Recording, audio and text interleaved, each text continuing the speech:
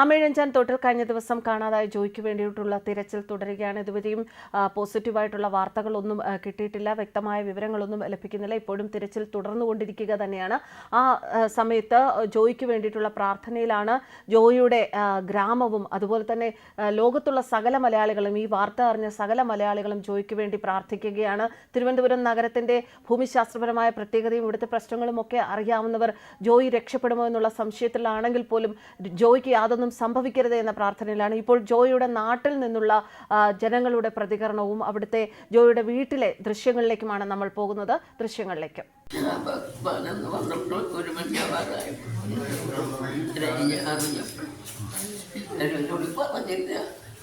എന്നും കൃത്യമായിട്ട് വൈകുന്നേരം ഇവിടെ എത്തും അല്ലേ?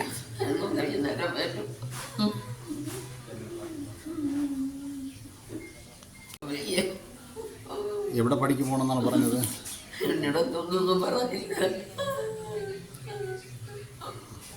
രാവിലെ പണിക്ക് പോയിട്ട് എത്ര മണിക്ക് സാധാരണ വീട്ടിൽ വരുന്നത്?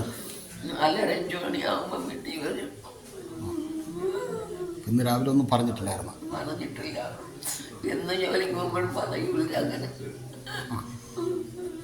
എവിടെയാണ്?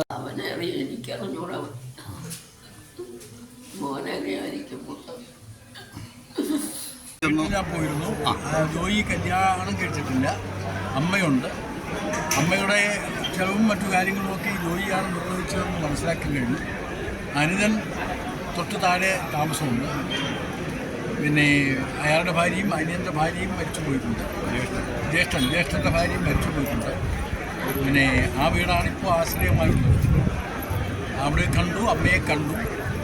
ഈ ജോയിയെ കണ്ടതിന് ശേഷം എന്തെങ്കിലും സ്ഥിരീകരിക്കാതെ ഒരു അഭിപ്രായം ഇപ്പോൾ നമുക്ക് പറയാൻ പറ്റില്ല. ഗവൺമെൻറ് എന്ന നിലയിൽ ഈ കാര്യങ്ങൾ സ്ഥിരീകരിക്കുകയാണെങ്കിൽ ആവശ്യമായിട്ടുള്ള സഹായം ചെയ്യുന്നതിന് വേണ്ടിയിട്ടുള്ള നിലപാട് ഗവൺമെൻറ്റിനെ കൊണ്ട് എടുപ്പിക്കുന്നതിന് വേണ്ടിയിട്ടുള്ള സമ്മർദ്ദം ഒരു MLA എന്ന നിലയിൽ ഞാൻ നടത്തും. കിട്ടുമെന്നാണ് പ്രതീക്ഷ. എന്ത് സംഭവിച്ചു എന്നുള്ളത് നമുക്കിപ്പോൾ സ്ഥിരീകരിക്കാനാവില്ല. ഒരുപക്ഷേ ഇതിനിടയിൽ മരണപ്പെട്ടിട്ടില്ല എന്ന് വേണം നമ്മൾ അനുമാനിക്കാൻ. ഒരുപക്ഷേ ഒരു ഭാഗ്യത്തിന് ജീവൻ വയ്ക്കുമെങ്കിൽ അതൊരു വലിയ ഭാഗ്യം തന്നെയാണ്. ഏതായാലും പിന്നെ ജോയിക്ക് വേണ്ടിയുള്ള സെർച്ച് നടക്കുകയാണ്. എല്ലാവിധ ആധുനിക സാങ്കേതിക വിദ്യയും ഉപയോഗപ്പെടുത്തിക്കൊണ്ട് സെർച്ച് നടക്കുകയാണ്. ഇന്നലെ പണിക്കായിട്ട് വന്ന് 4:30 മണിയാകുമ്പോൾ ഇവിടെ വന്നു. അതേപോലെ ഇന്നും 4:30 മണിയാകുമ്പോൾ അവിടെ എത്തുമെന്ന് പറഞ്ഞിട്ട് പോയി. ഈ വീട്ടിലാണ് പിന്നെ ജോയിയും ജോയിയുടെ അമ്മയും താമസിക്കുന്നത്. വെറും 2 മുറികൾ മാത്രമുള്ള ഒരു വീടാണ്. ഈ വീട്ടിൽ ഒരു സെപ്പറേറ്റ് ഒരു അടുക്കള പോലുമില്ല, അടച്ചുറപ്പുള്ള ഒരു ബാത്റൂമില്ല. ഈ വീട്ടിൽ നിന്നാണ് ഇന്ന് രാവിലെ 4:30 മണിക്ക് ജോയി പിന്നെ ജോലിക്കായിട്ട് തിരുവനന്തപുരത്ത് പോയത്. കഴിഞ്ഞ 3 ദിവസമായാണ് ഈ കോൺട്രാക്റ്റിൻ്റെ കൂടെ ജോയി പണിക്ക് പോകുന്നത്. പണികളില്ലാതെ നിൽക്കുമ്പോൾ പോലും ഇവിടെ ആക്രി പറക്കുകയാണ് ജോയി. അമ്മയ്ക്കും ജോയിക്കും വേണ്ടിയുള്ള ആഹാരത്തിന് വേണ്ടി ആക്രി പറക്കുകയാണ് ജോയി ജീവിക്കുന്നത്. അതുപോലെ തന്നെ ജോയിക്ക് ഈ വീട്ടിലേക്ക് വരാൻ കഴിയുന്ന ഒരു നല്ലൊരു വഴി പോലും ഇല്ലാത്ത വളരെ കഷ്ടപ്പാടിലാണ് ജോയി ജീവിക്കുന്നത്. അതുകൊണ്ടാണ് എന്തെങ്കിലും കുറച്ച് കൂടുതൽ ശമ്പളം കിട്ടും എന്നുള്ള ഉദ്ദേശത്തിൽ ഈ ആക്രി പറക്കി കിട്ടുന്ന ജോലി സമയത്ത് ആക്രി പറക്കി കിട്ടുന്ന പോയിട്ട് ഇത്തരത്തിലുള്ള റിസ്ക് എടുക്കുന്ന പണിക്കായിട്ട് പോകുന്നത്. കൂടുതൽ ശമ്പളം കിട്ടിയാൽ അമ്മയ്ക്കും എനിക്കും കുറച്ച് ദിവസം ജീവിക്കാമല്ലോ എന്നുള്ള വലിയ ലക്ഷ്യത്തോടെയാണ് ജോയി കുടുംബം പോറ്റാനായി ഈ തൊഴിലിന് വേണ്ടി പോകുന്നത്. തിരുവനന്തപുരം ആമയിഴഞ്ചാൻ തോട്ടിൽ കാണാതായ ശുചീകരണ തൊഴിലാളിയായിട്ടുള്ള ജോയിക്കായുള്ള തിരച്ചിൽ പുരോഗമിക്കുന്ന സാഹചര്യത്തിൽ ജോയിയുടെ ജന്മസ്ഥലമായ മാരായമുട്ടത്തും ജനങ്ങൾ പ്രാർത്ഥനയോടെയാണ് കാത്തിരിക്കുന്നത്. ജോയിയുടെ തിരിച്ചുവരവിനാണ് ആ കാത്തിരിപ്പ്. അതുപോലെ തന്നെയാണ് ഏക ആശ്രയമായ മകനെ കാണാതായ ആ നിമിഷം മുതൽ ഒറ്റമുറിയിലാണ് ജോയിയുടെ അമ്മ പ്രാർത്ഥനയോടെ ഇരിക്കുന്നത്. മകൻ തിരിച്ചു വരുമെന്ന ഉറച്ച വിശ്വാസവും അമ്മ പങ്കുവയ്ക്കുന്നുണ്ട്. നമുക്കറിയാം, ജോയിക്കായുള്ള തിരച്ചിൽ വളരെ രീതിയിൽ പുരോഗമിക്കുകയാണ്. 40 ടൺ മാലിന്യമാണ് ഇതുവരെ നീക്കിയത്. പരിശോധനയ്ക്കായി 3-4 പ്ലാറ്റ്ഫോമുകളിലെ ട്രെയിൻ ഗതാഗതം ഒഴിവാക്കാൻ റെയിൽവേയോട് ആവശ്യപ്പെട്ടിരുന്നു. ആമയിഴഞ്ചാൻ തോട്ടിൽ കാണാതായ ശുചീകരണ തൊഴിലാളി ജോയിക്കായുള്ള തിരച്ചിൽ 2ാം ദിവസവും പുരോഗമിക്കുന്ന സാഹചര്യമാണ്.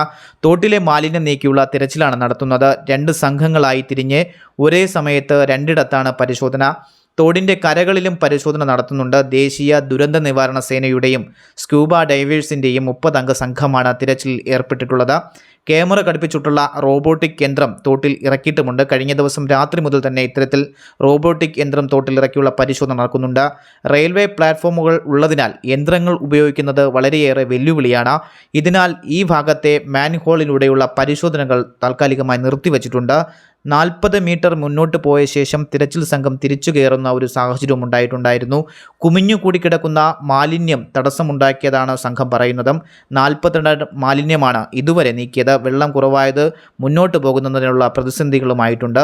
പരിശോധനയ്ക്കായി 3-4 പ്ലാറ്റ്ഫോമുകളിലെ ട്രെയിനുകൾ ഗതാഗതം ഒഴിവാക്കാൻ റെയിൽവേയോട് ആവശ്യപ്പെട്ടിട്ടുണ്ട്. 4 റെയിൽവേ പാളങ്ങളാണ് ഈ തോടിന് മുകളിലായിട്ട് കടന്നു പോകുന്നത്. കൂടുതൽ അഗ്നിശമന സേന പ്രദേശത്തേക്ക് നീങ്ങിയിട്ടുമുണ്ട്. ഇന്നലെ രാവിലെയാണ് ഇത്തരത്തിൽ ശുചീകരിക്കുന്നതിനിടയിൽ ജോയി ഇതിലേക്ക് വീഴുന്നതും കാണാതായതും. തിരുവനന്തപുരം കോർപ്പറേഷനിലെ താൽക്കാലിക ശുചീകരണ ജീവനക്കാരനാണ് ജോയി. എന്തായാലും ജോയിയുടെ തിരിച്ചുവരവ് പ്രതീക്ഷിച്ച് തന്നെയാണ് നാട്ടുകാരും അമ്മയും ഉൾപ്പെടെയുള്ള കാത്തിരിക്കുന്നത്. വലിയ തരത്തിലുള്ള ഒരു പരിശോധന തന്നെയാണ് ജോയിക്കായുള്ള നടത്തിക്കൊണ്ടും ഇരിക്കുന്നത്.